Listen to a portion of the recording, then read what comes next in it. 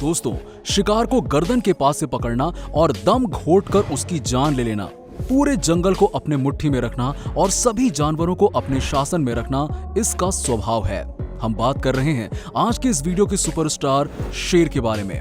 Food chain में top की दावेदारी रखने वाले इस जानवर की जितनी तारीफ की जाए उतना कम है। दोस्तों, भले ही इसका संबंध बिल्ली के परिवार से है, लेकिन इसमें ऐसा कुछ भी नहीं है जो एक डरपोक बिल्ली जैसा हो। हमेशा ग्रुप्स में रहने वाला ये जानवर जितना परिवारवादी है उतना ही गुस्सा आने या उकसाने पर विनाशकारी है। और बात जब इसके बच्चे या परिवार की हो तो आप शेर का वो रूप देखेंगे जो कभी आपने देखा ही नहीं होगा। दोस्तों, आज की वीडियो में हम आपको शेर के बारे में बताएंगे और आखिर इसका हमला इतना खतरनाक क्यों होता है ये भी हम जानेंगे। सवाना के जंगलों में रहने वाले शेर दुनिया के सबसे खतरनाक जानवरों में से एक है। इस जीव को किसी दूसरे जीव को अपना परिचय देने की जरूरत नहीं पड़ती है।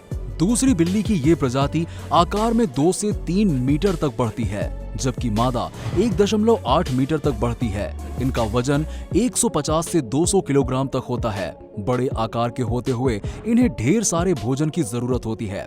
अनुमान के अनुसार एक शेर को लगभग 7 किलो मांस की जरूरत पड़ती है। चलिए अब हम आपको बताते हैं, शेर को अपनी धुन में रहना और एक ऐश की जिंदगी जीना बहुत ज्यादा पसंद है। अरे भाई, जंगल की दुनिया में शेर अपने अलग ही स्वैग में रहता है। ये बहुत आरामदायक जीवन जीते हैं। इन पर केवल अपने बच्चों की सुरक्षा का भार होता है, बाकी कुछ नहीं। जबकि भोजन को तलाशने और सबसे पहले शेर को खिलाने का सारा काम शेरनी करती है। भोजन में ज्यादा मात्रा में फैट देने के कारण ये बहुत आलसी होते हैं, इसीलिए ये दिन में 17 घंटे तक सोते हैं। एक शेर लड़ते हुए 81 किलोमीटर प्रति घंटे की रफ्तार से दौड़ लगा सकता है। सभी जानवर जानते हैं कि ये मांसाहारी होते हैं। शेर, हिरण, बारहसिंगा आदि को अपना भोजन बनाते हैं। ऐसा नहीं है कि जंगल में शेरनियां ही जंग लड़ती हैं और शेर बस आराम फरमाता है। बात जब बड़े शिकार की हो तो शेर को भी शिकार करते हुए देखा गया है। दोस्तों, जब शेर शिकार पर निकलते हैं तो अंदाज देखने लायक होता है। फ्लेक्सिबल बॉडी के चलते ये जीव अपने आप को किसी भी पोजीशन में ढाल लेते हैं। आप इस वीडियो में देख सकते हैं कि कैसे शेर ने एक से एक ज़ेब्रा पर अपनी नजर बनाई हुई है। दोस्तों, ये शिकारी अपने शिकार के करीब इतनी जल्दी पहुंच जाता है कि उसके पास भागने तक का मौका नहीं होता है। और गजब की बात तो ये है कि पहले ही हमले में शेर ज़ेब्रा की गर्दन पर झपट्टा मारता है और उसका काम तमाम कर देता है। ऐसा ही एक और क्लिप आप इस वीडियो में देख सकते हैं। एक शेरनी कैसे हवा में 160 डिग्री रोटेट होकर 85 किलोमीटर की रफ्तार से अपने शिकारी पर झपट्टा मारती है। लेकिन सबसे कमाल की बात तो यह है कि शेरनी के शरीर पर एक भी खरोंच नहीं आई। दोस्तों, मानना पड़ेगा कि ये दोनों जब शिकार करते हैं तो पता ही नहीं चलता कि कौन शेर है और कौन शेरनी। गजब के शिकारी हैं दोनों। ये दोनों गर्दन को ही अपना निशाना बनाते हैं। शेर शिकार में तभी अपनी भागीदारी दिखाते हैं जब कोई बड़ा शिकार शेरनी के सामने आकर खड़ा हो जाए। तभी तो भाई घर का बड़ा आदमी निकलेगा या फिर कोई अनजान जानवर उनके पास आकर खड़ा हो जाए। इस बात में कोई दो राय नहीं है कि शेरनी को बड़े शिकार को फंसाने में गजब का मजा आता है। दोस्तों, इस क्लिप में शेरनी वाइल्ड बीस्ट पर अटैक करती है और सीधे उसकी गर्दन पर हमला करती है। इसका ये हैरत अंगेज मूव देखकर ये मानना पड़ेगा कि ये शेरनी एक मजबूत शिकारी है। दोस्तों, जरूरी नहीं कि हर लड़ाई का अंत शेरनी की जीत से ही हो। अब दोस्तों, जरा आप लोग इस क्लिप को तो देखिए कि कैसे वाइल्ड बीस्ट खुद को बचाने के लिए कैसे रफ्तार से दौड़ लगा रहा है। उसे मारने के लिए शेरनी उस पर झपटने की कोशिश करती है, लेकिन दोस्तों इतनी ऊंचाई से जंप लगाकर ये जानवर बच निकलता है। आगे इसका सामना 2 शेरनियों से होता है। हवा में उछलते हुए दोनों शेरनियों को लात मारकर आगे निकल जाता है। हालांकि शेरनियों का ये पूरा झुंड वाइल्ड बीस्ट को मारने के लिए उसके पीछे दौड़ता है, लेकिन आज वाइल्ड बीस्ट की किस्मत थोड़ा अच्छी है जो पूरा झुंड मिलकर भी उसका कुछ नहीं बिगाड़ पा रहे हैं। दोस्तों, आप इस वीडियो में देख सकते हैं कि कैसे एक शेर इस भैंस की पीठ पर हमला करता है और उसे जमीन पर गिरा देता है। नीचे गिरने के बाद शेर उसकी गर्दन पर हमला करके उसे मार डालता है। ऐसा ही एक और क्लिप देखिए जहां पूरी रफ्तार से शेर भैंस के झुंड की तरफ दौड़ा चला आ रहा है। अपने हाथ पैर का इस्तेमाल करते हुए उस शेर को अपनी गिरफ्त में ले लेता है। हालांकि भैंसा भागने की कोशिश करता है, लेकिन भैया ये शेर है। शेर आगे से रुकावट पैदा करके उसकी गर्दन पर हमला करता है। इतना करने के बाद कुछ ही मिनटों में भैंसे का काम तमाम हो जाता है। दोस्तों, जरूरी नहीं कि लड़ाई की पहल हमेशा शेर की साइड से ही हो।